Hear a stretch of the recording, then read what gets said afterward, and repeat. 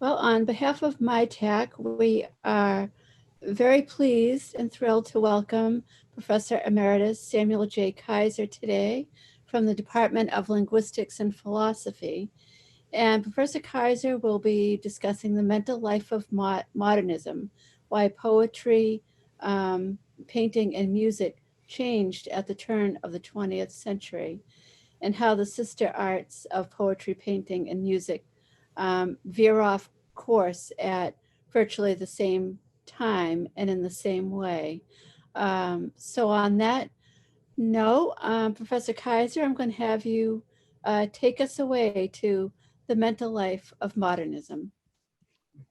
All right, thank you very much, Diane. I would like to begin by thanking you, Diane Tavishian, and also Afufi Chavez and Anthony Farrell for your support in helping me make this presentation.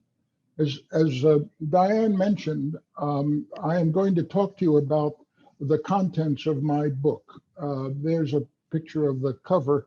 This book was published in March of last year, and it's really the result of a professional lifetime of mulling this very interesting change that occurred at the 20th century. So let me get right into it. Modernism is the name given to the sea change that came over the sister arts of poetry, music, and painting at the turn of the 20th century when three things happened. Poetry ceased to be metrical and to rhyme. Music ceased to be tonal. And painting ceased to be representational. Now then, this is a remarkable confluence of artistic events which has really I've been caught up in trying to think about it for, as I said, for my entire professional life, because it looks as if they ought to be related. But whatever I read, nothing ever was able to relate them. And as far as I know, up until now, no attempt has been made, except the one you're about to hear, to suggest that these three things are not three separate phenomena, but actually the same phenomenon. So let me begin. All previous explanations were cultural in nature. Eric Campbell, in his Age of Insight, talking about abstract expressionism in the Vienna School of Painting, described it as a reaction to Enlightenment's emphasis on the rationality of human behavior. Painting is dead, said Paul Delaroche in 1838, a French painter, when he saw his first daguerreotype, an early form of the photograph. He thought that was it. So here's painting out the window, said Delaroche. Richard Taruskin, in his monumental, and I do mean monumental, Oxford History of Western Music, attributed what had happened in music to what he called apocalyptic presentiments, by which he meant the anxiety that came over everyone when the calendar clicked over from 1899 to 1900. It was the same sort of Y2K phenomenon that many of us experienced when the calendar went from 1999 to 2000. Now, finally, in poetry, there was Ezra Pound, who argued that iambic pentameter was stultifying. And in the 81st canto that he published in 1917, he wrote explicitly, to break the pentameter, that was the first to heave. The reason why that's important was that Pound's voice was incredibly influential. And it was really a situation that whenever Pound whispered, every poet listened. And he said, stop writing iambic pentameter because it tries to fit human emotions into a Procrustean bed. Now, it may be each one of these, what's interesting about each one of these explanations is that they're solipsistic, in that no one of them accounts for any of the others. So, for example, the stultifying effect of rhyme and meter, why would that have any effect at all on the loss of tonality in music? Or why would a reaction against rationality of human behavior have anything to do with iambic pentameter? And so if you, none of these explanations really generalize. It may be that they are unrelated, but there are three reasons to think otherwise. The three reasons why the changes are related are: one, the same thing happened to all three of the sister arts, namely, constraints closely associated with all three of the sister arts were abandoned. Okay, that's number one. Number two, before the abandonment, all three of the sister arts were easily accessible to their audiences. People who looked at paintings, people who read poetry, people who went to concerts had no trouble at all in processing mentally what it was that they were experiencing, because in some sense, what they were experiencing catered to who they were as sort of neurological beings. And the third one was really striking. After the abandonment, all three of the sister arts were inaccessible to their audiences. That is, each became an acquired taste. So, for example, the idea of exegesis, having classes in explaining poems, was not necessary before modernism. Afterwards, with respect to poetry, music, and indeed painting, it became major elements of curricula in colleges throughout the country. Okay, so I'm going to suggest a non-culture based hypothesis about what happened. I'm going to suggest that artists abandoned the rules that they shared with their audiences. Now, I want to say what I mean by this, by shared rules. You are able to understand me precisely because you have in your head the same set of rules that I have in mine. So if you, so what happens is, if I speak to you, I'm using this the body of knowledge that constitutes knowledge of English. I'm using that body of knowledge to create a sentence which carries with it a semantic import, and I give it to you. Your ear is able to interpret the words, look in the lexicon, is able to chunk the things together so that you know that what is the subject of the sentence, what's the main verb, etc. And you're able to extract the meaning because your rules are the same as mine. That's what I mean by shared rules. If you if you spoke another language, say French, and that's the only language you spoke, then as far as communication is concerned, we're finished. You're not going to be able to understand a word I'm saying because we don't share the rules. But if you acquire the rules, we're back in business again. Now, you might even want to think of this, and I just want to mention this in passing, we might even want to think of this as an evolutionary strategy. And here's why I say this. In 1974, two neurobiologists by the name of Bentley and Hoy wrote an article in the Scientific American about the neurobiology of all things cricket songs. And they were interested in the genetic mechanism governing chirping calls between male and female crickets.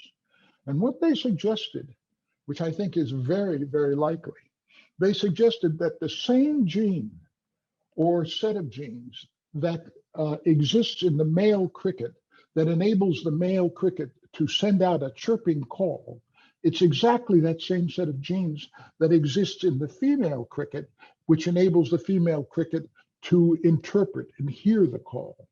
So it's the same gene. Now, why would evolution do that? Well, Bentley and Hoy suggest the reason, and it's really straightforward.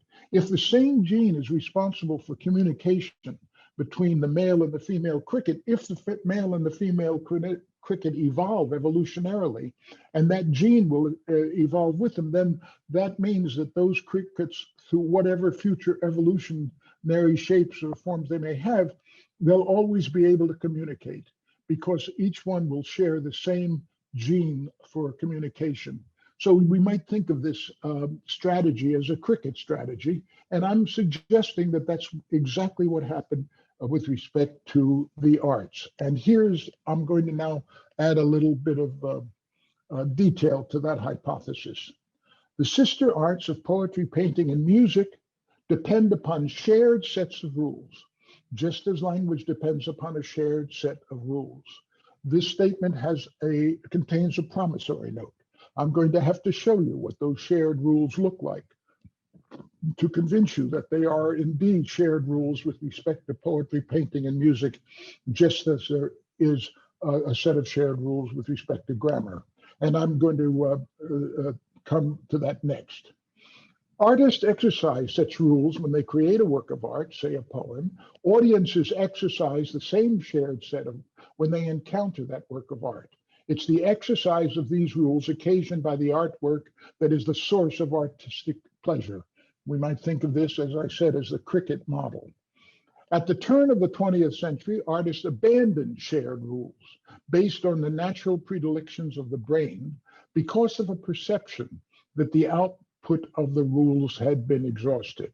Now, when they abandoned the shared rules, there was a cost to that, because what is going to happen when you abandon shared rules is this. Art needs rules. You've got to have rules. Abandoning shared rules meant creating unshared rules. But unshared rules were by definition private. Private rules were by definition not naturally accessible. Art appreciation became an Easter egg hunt. What do I mean by that? What I mean by that is that in order to understand a work of art, you had to find the private format that was used by the artist to create the work of art. If you could find it, you could get the work of art. If you couldn't find it, you couldn't. Now, Easter eggs are in themselves sort of benign, and they're not actually new to the 20th century. First of all, let me show you some 20th century Easter eggs just to hone in on this. You've all seen the FedEx logo, and I'm going to wait a few seconds because I'm going to tell you there's an Easter egg embedded in that logo. There is a secret message in that logo, and it's hidden. And you either see it or you don't. But I guarantee you, for those who've seen it, you know it's there. For those of you who haven't seen it, once I tell you, you'll never forget. And the Easter egg in the FedEx logo is, of course, the arrow. The juxtaposition of a uppercase E with this lowercase x produces this arrow, and that is the surprise hidden in the FedEx passage. Lyndon Leader, the designer of the FedEx logo, said of this, this is as good an explanation of an Easter egg as I've come upon. The power of the hidden arrow is simply that it is a hidden bonus. It is a positive reverse optical kind of thing. Either you see it or you don't. Importantly, not getting the punchline, this is important, by not seeing the arrow, does not reduce the impact of the logo's essential communication. Here's another one, quite striking. This is a famous one. Perhaps you know this, perhaps you don't. But I think, once again, once I show it to you, you'll never forget it. This is the famous Silence of the Lambs poster, which has an African death's head hawk moth placed where the mouth ought to be over this face of this woman. Now, the thing about the death's head moth is that on its thorax, there is, in fact, a vague skull-like pattern. But the man who composed this poster, his name is Sam Green, had another idea. What he decided to do was to introduce an Easter egg into the poster. And here's the Easter egg. This is a photograph that was put together by Salvador Dali and Philip Haussmann. The title of it is 1951. It is called In Voluptate Mors, In Voluptuous Death. And what the Sam Green did was he took that shape of 7 nude women in the shape of a skull, reduced it down, and put it here on the thorax of the hawk moth. I might say that he did that to the intense dislike of the Haussmann estate, because he was associating a highly erotic image with a photograph which Haussmann and Dali intended to indicate the struggle of Saint Anthony struggling in the desert against fleshly desire. Now, these Easter eggs, as I said, we see them in the 20th century, but actually they go way back. You could, I think, you can actually find them in the Bible, in the Songs of Solomon, but in the Psalms, the Song of Songs. I want to focus rather on the 14th century. This is a poem by a composer and poet by the name of Guillaume de Machaut. He wrote a poem called Ma fin et mon commencement ma fin, and he set this poem to music. And I'm going to now play this for you, and I guarantee you that even though there is one of the most famous Easter eggs in all of vocal music embedded in this composition, not a single one of you will be able to get it, unless, of course, you have the mind of a Mozart. Otherwise, this Easter egg is completely lost to its audience. So let's listen.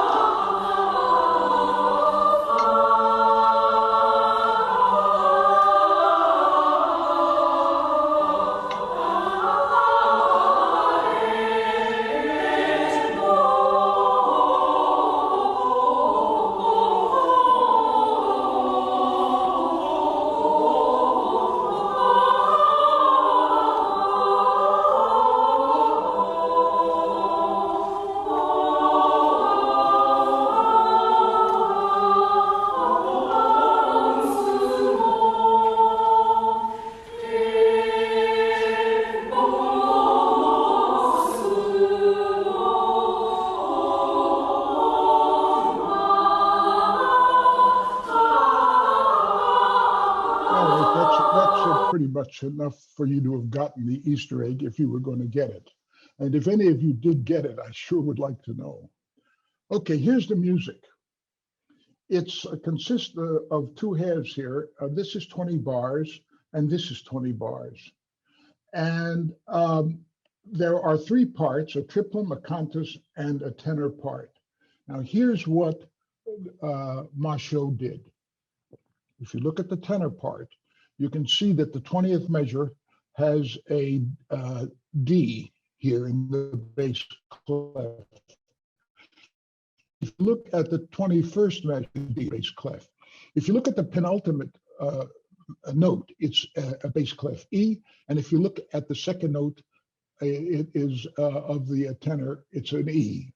The next note is an F, and that's an F. That's a G, and that's a G.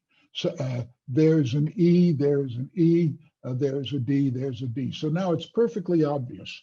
You don't need the music, the right hand sheet to know what the tenor part is, because the tenor part is nothing but the measures 1 through 20, but now backwards. So this is a reflection. And that particular mode of composing is called a retrograde. To make it even more complicated, however, he did the same thing with the triplum and the cantus, but with a mind-boggling twist. The cantus, when it ends down here at the 20th, it is picked up not by the cantus voice, but by the triplum voice. And the triplum, when it arrives down here at its 20th measure, it is picked up not by the triplum, but by the cantus. And so to show you diagrammatically, it looks like this.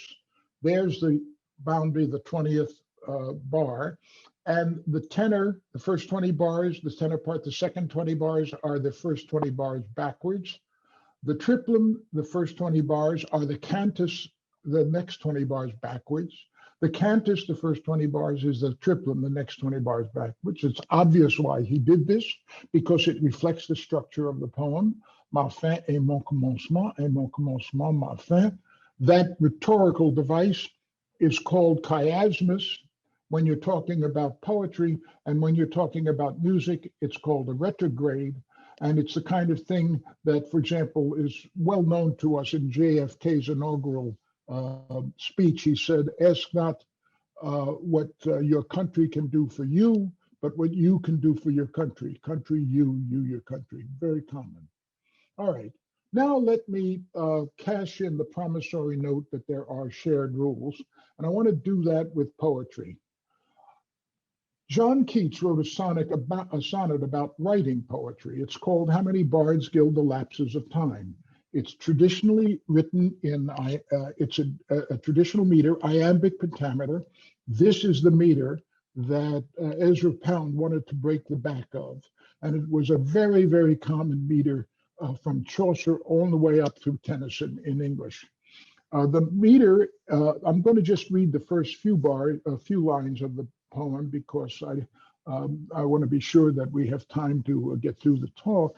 So it goes like this. How many bards gild the lapses of time? I'll emphasize the metrical character of the line. A few of them have ever been the food of my delight at fancy I could brood over their beauties, earthly or sublime, or their beauties, earthly or sublime. And often when I sit me down to rhyme, these will in throngs before my mind intrude, but no confusion, no disturbance rude. Of course, you wouldn't read it that way, but I was doing it to make a point.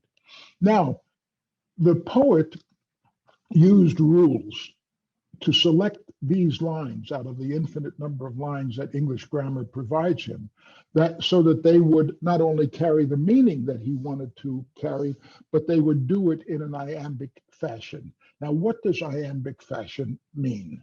It means this, and this is a highly simplified set of rules of meter, but I think it's enough to make the point. And I think it's simple enough that it's going to be quite easy for you to grasp, even if you've never had experience in dealing with poetic scansion. We begin with there are three rules. The first is a definition, the second is a metrical pattern, and the third is a constraint. The definition is of a stress maximum, which is defined as a stressed syllable surrounded on both sides by a lesser stressed syllable. Now, English has stressed syllables. Take a word like veranda. The middle syllable and is gets the main stress, and the ver to the left and the to the right are lesser stressed. You don't say veranda or you don't say veranda. You say veranda. The same is true with America.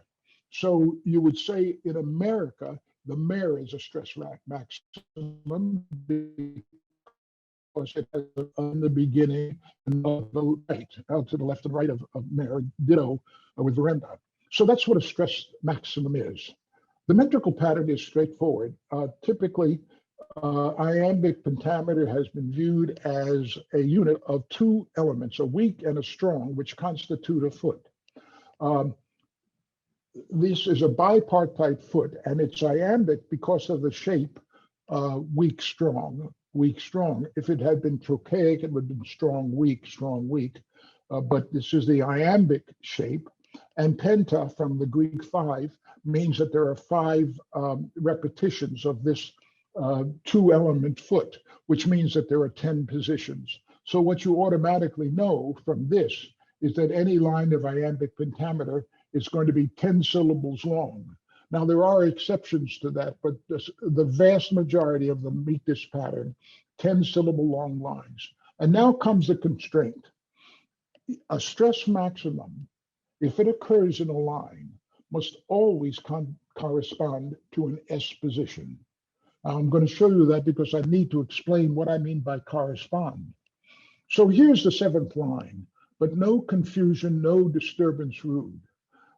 In this line, this particular word confusion is obviously contains a stress maximum because few contains more stress than con and more stress than shun. So confusion is a stress maximum. In this line, in this word disturbance, derb is a stress maximum, more than dis, more than uns. Notice, rude can never be a stress maximum because even though it's stressed, it doesn't have anything to its right. So by definition, the last syllable of a line can't be a stress maximum. And the same thing is true with respect to the first syllable of a line. It can't be a stress maximum. The no here could be a stress maximum, but that doesn't make any difference before, and you'll see why. So what I mean by correspondence is you draw a line between every syllable in the line and a position in the meter. That's what these verbs, what they do. And there's 10 syllables in that line. There are 10 elements in the meter. And now what you do is you apply the constraint. A stress maximum must always correspond to an S position. Here's a stress maximum. Yep, there's a line to an S position. Here's a stress maximum. Yep, there's a line to an S position. Here's a stress maximum. Yes, there's a line to an X position. This may or may not be at a stress maximum because you don't know whether but is stressed or not, but it doesn't matter because it's to an S position. Now let's take a look at the first line of the poem. How many bards gild the lapses of time? After you've done your correspondences, you now have every syllable aligned with an element of the meter. You now notice that this line only contains one stress maximum. Why do I say that?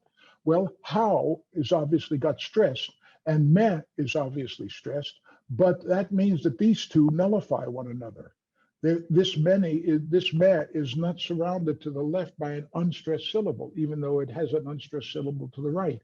The same with bards and gild. They both are stressed syllables, but bar has unstressed to the left, but stressed to the right. And gild is a stressed syllable. It has unstressed to the left, but stressed to the right. So the only stress maximum in this time, of course, can't be one because there's nothing to its right. So the only stress maximum in this line is lap.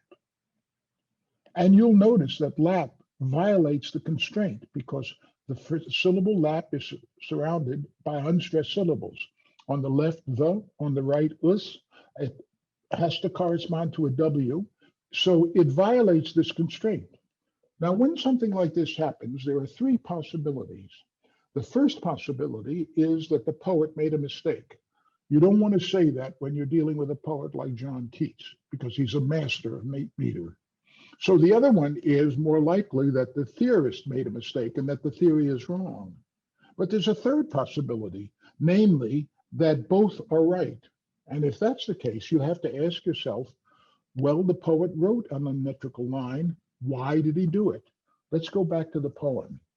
The poem, what does this line say? How many bards gild the lapses of time? Time is meant here in the sense of meter. And to gild the lapses of time means how many bards try to plaster over infelicitous metricality. He says, a few of these bards have ever been the fruit of my delighted fancy, and I could brood over their beauties, earthly or sublime, and not the ones who gild the lapses of time. That is the one who write metrically infelicitous lines. So, in fact, the first line, which is unmetrical, is also a pun. It is a metrical joke. It is an illustration of what it's about. How many bards gild the lapses of time makes an actual lapse of time. This is a joke. But now notice, you couldn't possibly get this joke unless you had in your head, the same rules that he had in his. He has to have that expectation. And that's what I mean by shared rules outside of grammar. That's a shared rule of meter. Let me try to just illustrate quickly. I'm going to tell you a joke. You could not possibly get this joke unless I assumed that you had in your head the same structure that I had in mind. Here's the joke. A duck goes into a pharmacy, says to the pharmacist, I'd like some chapstick, please. The pharmacist says, oh yeah, and how do you propose to pay for it? The duck says, oh, just put it on my bill. Now, the only way you could get that joke is if you have in your head a lexical item, just like I have in mind, in which the sound bill is associated with two meanings, invoice and proboscis. In fact, if you were a language learner and you only know bill as invoice and not as proboscis, you won't get the joke because you don't share the rules. Now, let's take a look at the shared rules of music. Here I adopt lock, stock, and barrel the proposal by Fred Laerdal and Ray Jackendoff in a seminal book they wrote in 1983 called A Generative Theory of Tonal Music. And they propose that in order for you to understand music, you have to have a set of rules in your head that work just in the same way that when you understand a grammar. These rules, they say, are composed of grouping rules, tonal structure, and metrical structure.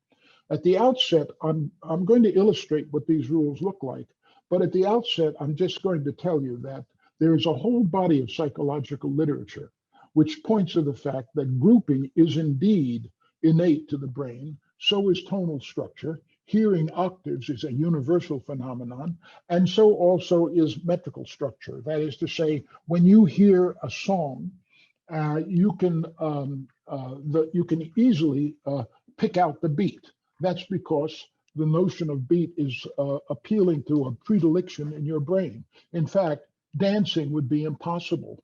Social dancing would be impossible if it weren't for this skill, natural skill of human beings. Okay, so the rules for grouping structure follow so-called principles of proximity and similarity in Gestalt psychology. And the way they work is if you hear three notes which are alike, you have a tendency to say that's a group. And it's a group that's different from another following four notes here, which are also alike but different from the first three. And in that fashion, you can group this way. But that doesn't mean that's not the only way to group.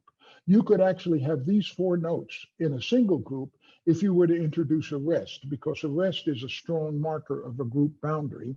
And then another dimension has to do with distance. You will make a group boundary if the distance in the notes is rather large. As you can see, the interval is here. So that's the way in which we go about grouping a song. So if you hear da da da da group, da da da da group, that's what you hear. I mean, that's because that's what you're built to hear. That's the beginning of Beethoven's Fifth. In a tonal system, every note of the music is heard in relation to a particular fixed pitch, the tonic or tonal center. The tonic may be sounded continuously throughout a piece, for instance, by a bagpipe drone or the tambour drone in Indian raga, or the tonic may be implicit. This is a quote from Jackendoff, Laerdal and Jackendoff. And here is how we normally represent the division of notes in musical notation. And I'll explain this. The first line here is the tonic, and it's this relationship.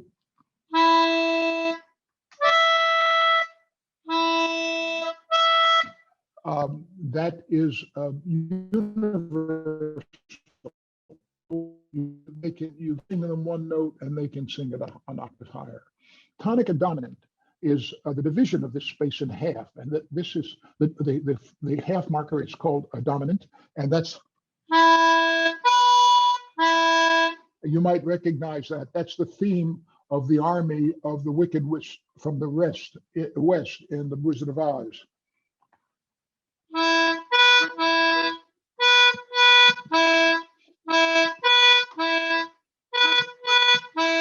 That's how they, when they're marching into the castle. Now, between the tonic and the dominant, the half there is the triad. And that's, of course, the very familiar triadic relationship that you find. And if you add the tonic, you get. Okay. And then the notes in between are filled up like this so that the whole scale is.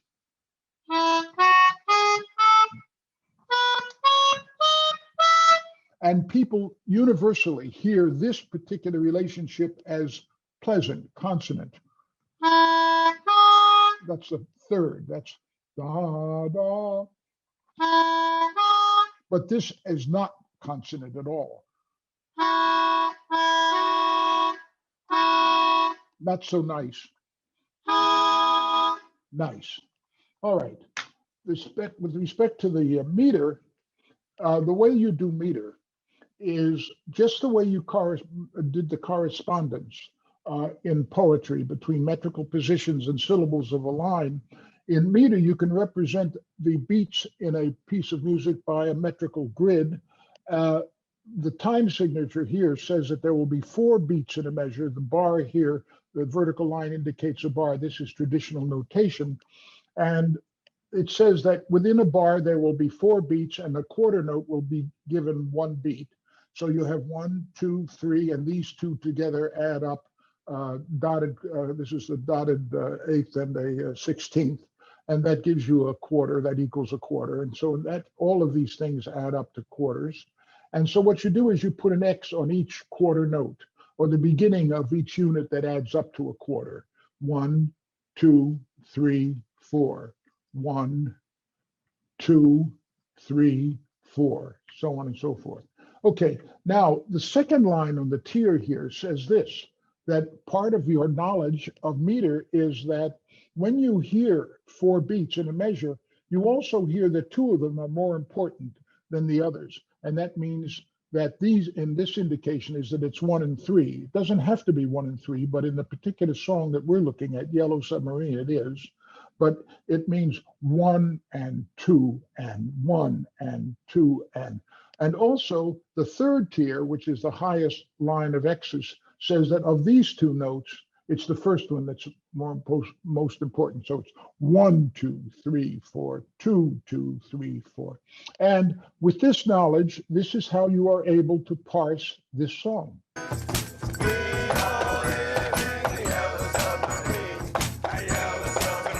Group. A group.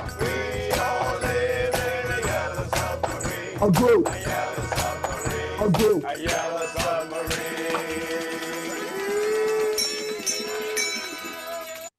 Your ability to do that depends on your ability, depends on your having internalized the rules of grouping, tonality, and metrical structure. All right. Now, what about painting? Well, there's a neuroscientist at MIT by the name of Nancy Conwisher, who, along with her colleagues, has spent a lifetime looking at a professional lifetime, looking at areas of the brain that seem to be hardwired for specific inputs. And this is what they found. This, by the way, is an actual brain imaging of one of their subjects. And this slide was provided to me by Nancy. And here is what she has discovered, as she and her colleagues have discovered. There is an area of the brain that is dedicated to faces. So if you have an electrode in this area and you show the subject a face, it'll fire like mad. But if you show the subject a building, it'll just say dormant. There's a place area. You show the subject a picture of a locale, anything that looks like a cityscape, landscape, it'll fire. You show it a face, dormant. And then finally, there's the body area. You show it a torso and it fires. You show a face, it doesn't fire. The face is the fusiform gyrus. The place is the parahippocampal area, and the body is the extrastriate body area.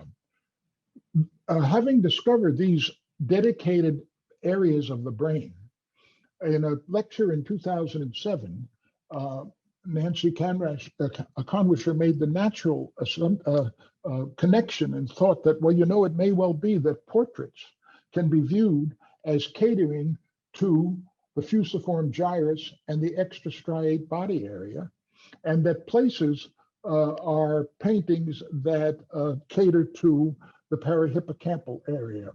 Now, what's interesting about Western painting, and I'm going to give you a very brief overview of it now, is that if you look at the painting from Cimabue all the way up through Meissonier, you'll see it's face, place, body. That's exactly what the painters are painting. So Cimabue's Crucifix, 13th century, face, place, body. Duccio, Jesus and the Samaritan woman, face, place, body. Piero della Francesca, the Resurrection, face, place, body. There is, by the way, an Easter egg here. That portrait of that sleeping soldier is a self-portrait of the artist. Raphael, 16th century, Raphael, Virgin in the Meadow. 17th century, Diego Velázquez, Las Meninas. 18th century, William Hogarth, The Orgy from the Rake's Progress. face, place, and body all the way through, face, place, and body all the way through. So there you have it, the history of art for, the 7th century, all face, place, body. And then what happened was the 20th century abandoned all of the rules. It abandoned the rules of painting, the rules of metricality, which also, I haven't explained this, but it does involve how you determine rhyme. And it also abandoned tonality. It became the age of art as private format. Now, this is important. This is what I mean. These private formats are Easter eggs. They are for example, in the Silence of the Lamb poster and in the FedEx poster, they're just sort of added accoutrements, fun for the artist to do. That's exactly what they were in the Machaut retrograde, Ma Fin et Mon Commencement. He put them in there just for fun. It didn't matter whether you got them or not. But when I say the age of art is private format, now all of a sudden, this device, which was strictly there for artists to play with, suddenly became the center of art. That is to say, now that artists dropped their shared rules, their private rules were based on Easter eggs, and it was up to the audience to find them. If you couldn't find them, you wouldn't get the painting. Now, here is the first modern painter, Edward Manet in 1863, Le Déjeuner sur l'herbe. This painting was originally called The Bath, Le Bain, but it became to be known by patrons where it was exhibited as lunch on the lawn, and that name took. It's obviously a striking painting. The reason why it's called the first of the modernist paintings is because if you could see the painting itself, you would see that the artist has applied brush strokes to the painting, which are very, very different from the kind of meticulous brush strokes of painters like Meissonier, who are dedicated to creating images that are highly accurate with respect to being representational. But Manet began to move away from that and to take liberties so that the shift gradually focused away from reality, trying to depict reality, and more on the materials of art and also on the artist, him or herself. Now, this particular painting has, as you might imagine, has incurred a lot of critical judgment. Candel sees it in cultural terms. Manet's painting reveals a theme central to the modernist agenda, the complex relationship between the sexes and between fantasy and reality. But Ross King called The Judgment of Paris sees something else. Le Bain was in many ways a defiant painting, an audacious painting. What did he mean by that? Well, in the 15th century, there was a famous engraving by Marcantonio Raimondi, which was called The Judgment of Paris. And it was the engraving was made after a design by Raphael, in whose studio Raimondi worked. Now, the engraving embodies all of the tropes of classical art: nude figures, drapery, hidden genitalia, mythological figures. The theme is a Greek mythological theme. Paris is awarding a golden apple to Aphrodite instead of Hera and Athena, and thereby causing the Trojan War. Now, there's an Easter egg in this painting, which is absolutely crucial. I'd like you to look at the lower right-hand corner. Now I'd like you to look at Le Déjeuner sur l'herbe. He has essentially replicated the figure placement of Raimondi's engraving. And what he's doing by doing that is making fun of all of this. He's actually poking his finger in the eye of classical painting. And that's the beginning of the end of mimesis as a basis for painting. That was done in 1863. 44 years later, what do you get? You get Fauvism, the school of painting that was championed by Henri Matisse, Fauvism means the wild, from the Fauvists were the wild ones, from the French fauve, meaning wild. And what they were really focusing on now was not, let's make as accurate a depiction as possible of a view from a window, but let's focus on the coloration of the whole thing. And so pretty soon it becomes less a view of reality and more a design on the canvas. So this is taking Manet even further. 5 short years later, you get this. This is of course, Pablo Picasso and Georges Braque were the 2 major French artists who introduced, well, Pablo Picasso was Spanish, but I mean, these are the 2 artists who introduced Cubism into the panoply of modern styles of painting. Now, what's interesting about this painting, you think, well, it looks really quite modern. This is really a departure from Meissonier, for example, or Cimabue's Crucifix. But, it's not really. Because when you look at this painting, your fusiform gyrus, your parahippocampal area, and your extrastriate body area are firing. That's why you see here a body, a place, and a face. And so this is really a superficial stylistic change on something which is really very traditional. It's not until the next year that the departure becomes really radical.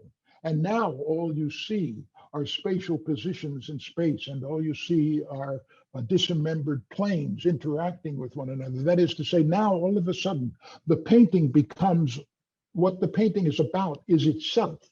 And if there is an accordionist in that painting, you really have to work hard to find it. Now, I think you can find it, but it really is very hard to see it. And it doesn't jump out at you.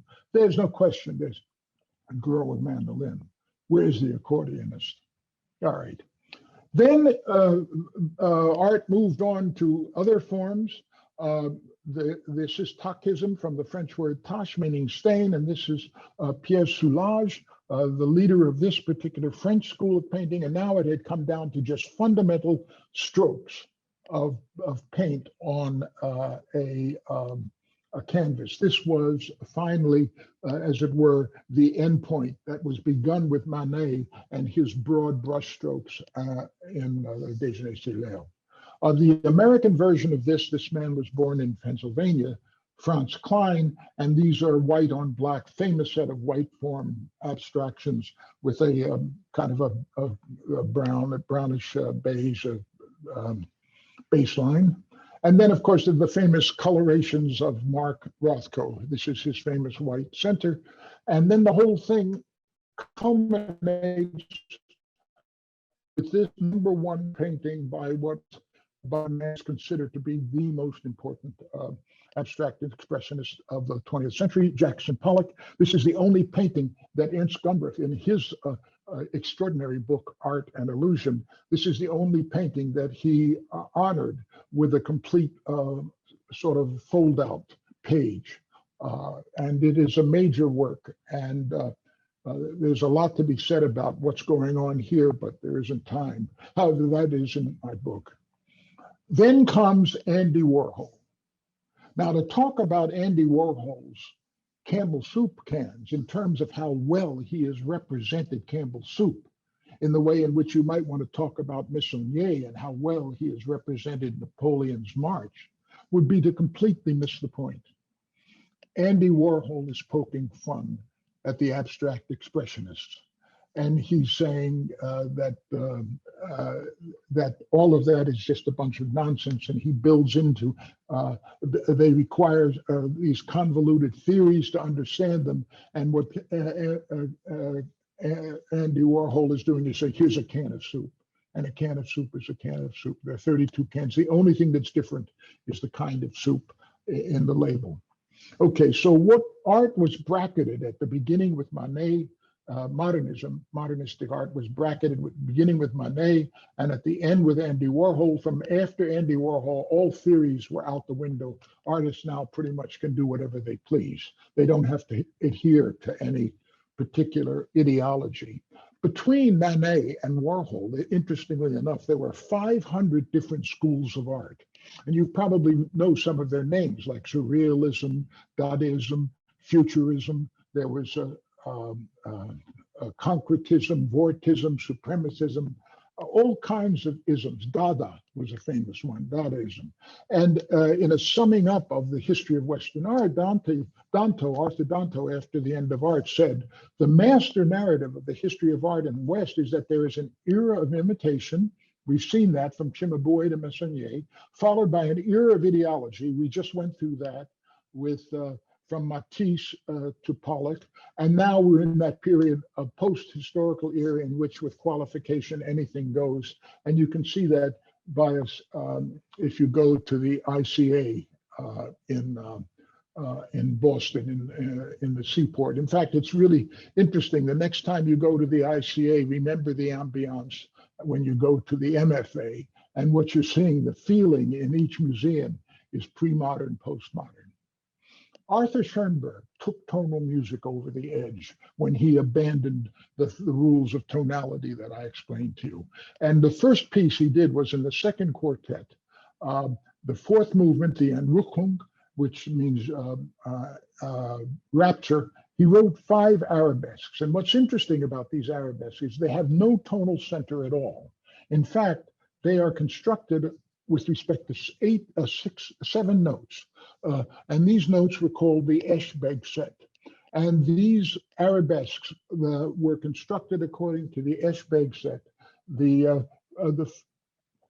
first one were the melody and the cello, and then what you did was you simply transposed it up a fifth, and then you got the melody and the viola, another fifth second violin, another fifth first violin.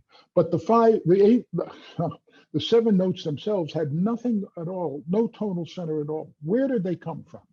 Well, that's the private format. That's the Easter egg. And I think this Easter egg was figured out by Richard Strauss.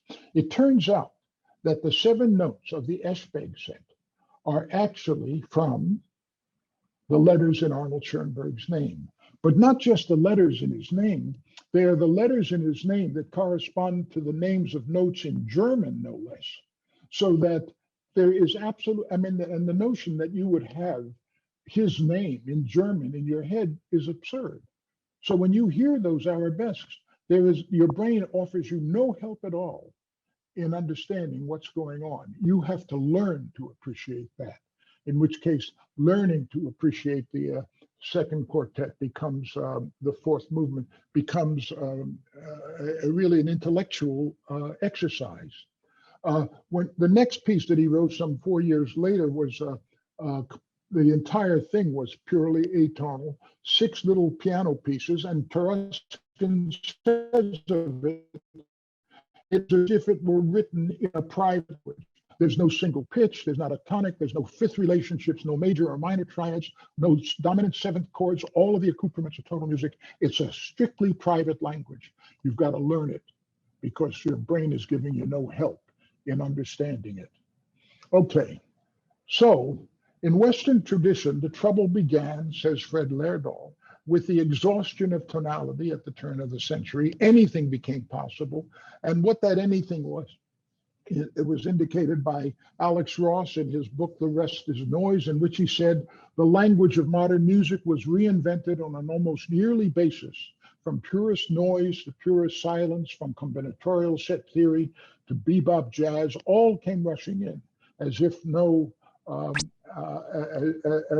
there was no barrier between art and reality. That is to say, as if there were no rules. Ezra Pound broke the back of the iambic, and you get a poem like this by Wallace Stevens, a major poet of the 20th century. Theory, I am what is around me. Women understand this. One is not Duchess, 100 yards from a carriage. These then are portraits, a black vestibule, a high bed sheltered by curtains. These are merely instances. Now, I'll wager that, you may like this, you may think it's quite pleasant, but I'll wager you don't know what it's about. And that what you're going to do is you're going to come up with all kinds of theories about what this might be about. I am what is around me. Why do women understand this and not men, for example? And why are these portraits? Why are these then portraits What's the meaning of then? I mean, here's a woman understands this. One is not Duchess, 100 yards from the carriage. And then here's a couple of portraits. And then why are these merely instances? All right. Without the Easter egg, this poem is up for grabs and you can interpret it any way you like. But now let me show you the Easter egg. The first line says, I am what is around me. The first word of the second line is women. Notice that women contains within it me. I am what is around me. So what is around me? It's one, W-O-N. All right. So how do you pronounce W-O-N? Well, you pronounce it one. Well, that's the first word of the next line, one. And what about Well, that's the reduced form of one. And now we understand why these are portraits. These are imagistic counterparts of this orthography. A black vestibule is a place that holds someone inside. A hive sheltered by curtains is a place that holds someone inside, and women is a word which has someone inside. So these are imagistic counterparts of the orthographical image, women. I am what is around me. Women understand this, me. And now this me and this me here show you what is around me. It's the poem. And that's what this poem is about. And that's the Easter egg. And there isn't a snowball's chance in hell that you can get this on reading it the first time. In my case, it had to be pointed out to me by a student that I was teaching Wallace Stevens to, an MIT graduate student in mathematics. His name was Pappas. Now, here is a poem by John Ashbery, considered to be one of the major poets of the 20th century. To employ her construction ball, morning fed on the light blue wood of the mouth cannot understand, feels deeply. A wave of nausea, numerals, a few berries, the unseen claw. Babe asked today the background of poles roped over into star jolted them. Filthier into backward drenched flung heaviness, lemons asleep pattern crying. I throw up my hands with this. I have no idea what's going on, and I simply can't penetrate it. That seems to me as being almost as if you were to take words and throw them out on a canvas the way Pollock threw painting out on the canvas, except that it contains well-formed syntactic constituents. So it's the background of poles. It's not of background the poles or poles the or something like that. So it isn't completely random. So there's obviously something going on there, but I have no access to it. And John Ashbery would not be at all surprised that I have no access to it. He was asked by an interviewer for NPR in 2005 whether his poems were accessible. He said essentially, well, I'm told that they're not. And then he went on to say, what they are is about the privacy of all of us. See that word privacy again? And the difficulty of our own thinking. That is to say, you can think of this poem as a John Ashbery hallucination to which you have absolutely no access, but that's beside that. There's nothing more striking than this poem here, to employ a construction ball morning fed on the blah, blah, and say a poem from Andrew Marvell, had we but whirled enough in time, this coyness lady were no crime. You don't have to work to understand what that's about, but you sure do on a poem like this. Now, what does all of this mean? Well, aside from the fact that the rules of poetry, painting, and music were shared predilections of the brain, and that these shared predilections were abandoned because they were thought by artists to be exhausted. And that meant that artists were going to have to pay the price of inaccessibility because they were going to have to come up with new but by definition unshared rules. That the cost of that was accessibility, and everybody knows that in terms of the dwindling audiences of modern poetry and of music, for example. But it has a much larger meaning, in my opinion, and that's what I would like to end with.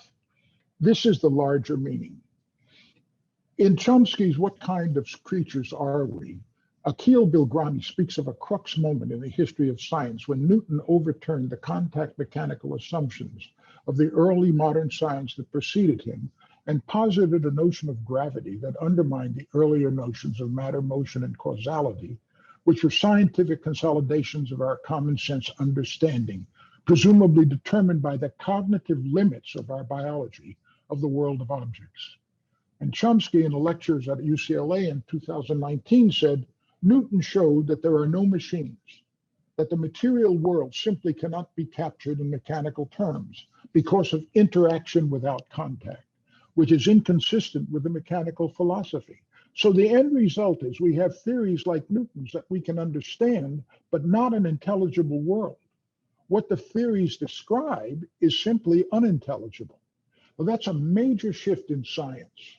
What happened was that a common sense notion of the world, the way the world worked, namely it was a big, complicated machine, if only we could figure out the parts. That notion, which is what Galileo and Descartes brought to science in the 17th century, that notion was knocked into a cocked hat by Newton, who said, wait a minute, I can explain the motion of the planets and they don't touch. In fact, I can explain why two objects billions of miles apart can affect one another, even though they don't touch. So when that happened, we had to give up a common sense notion of the way the world worked, and we had to turn our attention to theories, which have become more and more and more complicated and abstract. So here is my conclusion. I argue that Newtonianism and modernism are two sides of the same coin. They constitute a single crux moment in Western intellectual history that spanned 250 years, the blink of an eye from the perspective of humankind 70,000 years on Earth. The shift in how science was done, initiated by the work of Isaac Newton, and the sea change in the sister arts of poetry, painting, and music, initiated by the abandonment of shared rules, were both responses to our relinquishing the hold that a common sense understanding of the world of objects had on the way we practice science and art.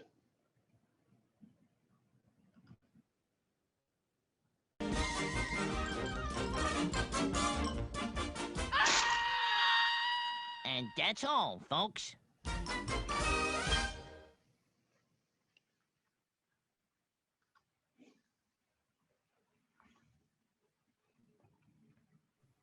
All right. Thank you so much, Professor Kaiser. And I love the ending there. We currently don't have any questions in the chat. We'll keep an eye on it. For me personally, it's just a lot to take in and process at first before I can even have questions, to first dissect all those Easter eggs. Lots of people really appreciated the talk. It's just incredible. And the work of these modernist artists honestly just kind of remind me of the MIT puzzle hunt. I feel like this talk would have been better back earlier in IAP to get people ready for the puzzle hunt. Oh, yes, yes. Well, unfortunately, I didn't have the book done then. James Roberts asks, why did this crux came about? I think it came about simply because, as I say, in the case of Newton, keep in mind that there was a problem, namely, how do the planets interact with one another?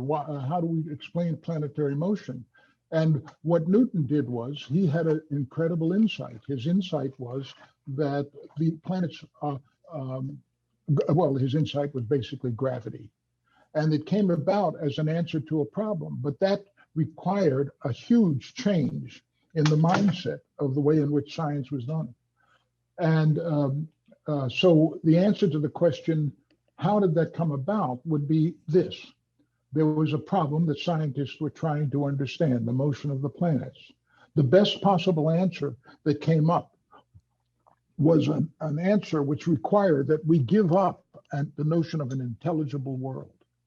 And we did give it up because the theory that Newton introduced turned out to be so powerful that you couldn't ignore it. It was really interesting, by the way, that Newton himself was so committed to the notion of a mechanical world that when he came up with his insight, he didn't believe it. But he couldn't abandon it because it did so much for him. So what Newton essentially did was he spent a good part of his career after having discovered gravity trying to undermine it, but he failed. So basically, it came in science. It came about for that reason. It was a theory that knocked everything that had gone before into a cocked hat. We have something like that today with respect to quantum mechanics. I can talk about that in a minute if you like. But now, how did that happen with art? Well, if Newton's insight about action at a distance was the critical thing in shifting science off of its mechanical, philosophical stool, then what happened in the arts was simply that the artists thought that the rules had simply become exhausted, that you had done everything that you possibly could within the shared set of rules, and they wanted to find new ways of doing things. Both of those activities can be subsumed under the notion giving up what your eyes tell you are the common sense truths about the world. And now what you can only do is you can only go to private things. In the case of science, it's theories. In the case of art, it's Easter eggs. See, Tracy asks if you would mind showing and explaining the Easter egg again within the FedEx logo or Silence of the Lambs. She wasn't able to see either. And for everyone else, we have gone past 5 p.m. We're aware of that. So if you need to hop off, that's all right. We will have this talk available on our YouTube page tomorrow or Monday for anyone who wants that secret link before it's closed captioned. All right. So what I can do is this. Given what you said, I can answer Tracy in this way. Tracy, send me an email when we're finished, and I'll Zoom with you, and I will show you privately what it is you're asking for, because for me to bring it up again would take a little bit of time.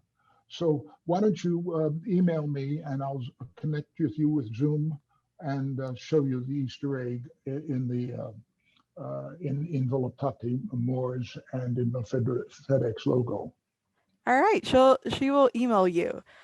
Stefan asks, are there events where these ideas and arts came together, such as like the Columbia World Columbia World Exhibition in Chicago or any others? And are there ways that our understanding of electricity, as exemplified in the White City exhibit, equally upset how we clustered patterns in cities, for example? What I think Stefan is asking is this. He's saying, look, you've found, you're claiming that there is a relationship between science in the 17th century and the introduction of modernism in the 20th century. And you're saying that both of these represent an abandonment of shared common sense impressions based on natural dedicated areas of the brain. And what you're saying is, can you find that in other areas? Well, frankly, I think you can. I haven't been able to turn my attention to that question, and I'm not sure that I ever will. But I suspect that you're going to find it in a lot of different areas. And I would urge people who are listening to this, who are skilled in these other areas, to think about them from this point of view. So for example, take economics. The shift of economics seems to me to have been pretty much like the shift that I've been talking about. Economics was originally a moral science, and then at some point it suddenly became mathematical in nature, and its connection to its common sense connection to human beings disappeared, and in fact that became one of the criticisms of economics, that it began to come up with theories which didn't replicate human behavior at all. But I think economics might be one area. Also, statecraft is another area. I have a feeling, although I haven't been able to think this through, that you'll notice that nationalism is a relatively new notion. and the rise of democratic states was rather late in the history of the Western world. And I think a huge number of democratic states disappeared in Europe in a very short period of time after they were developed. States that became drifted very quickly into authoritarianism. And we sort of see that happening, in fact, here in the United States, where there's that kind of motion. That may well be connected to something having to do with different ways of looking at the world. So I don't know what they are, but I would not at all be surprised that other major endeavors also followed this shift away from natural predilections to theories. All right. Thanks for taking a stab at that. It's such a broad topic with so many different fronts. We don't currently have any other questions left in the chat. So I think we could probably end it right here. Thanks so much, everyone, for coming out to this talk. And thank you, Professor. This was absolutely incredible. I loved listening to it. Oh, good.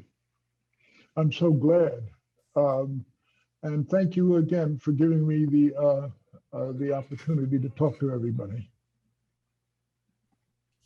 Thank you again, Professor Kaiser, for a truly amazing, eye-opening, fascinating talk this afternoon.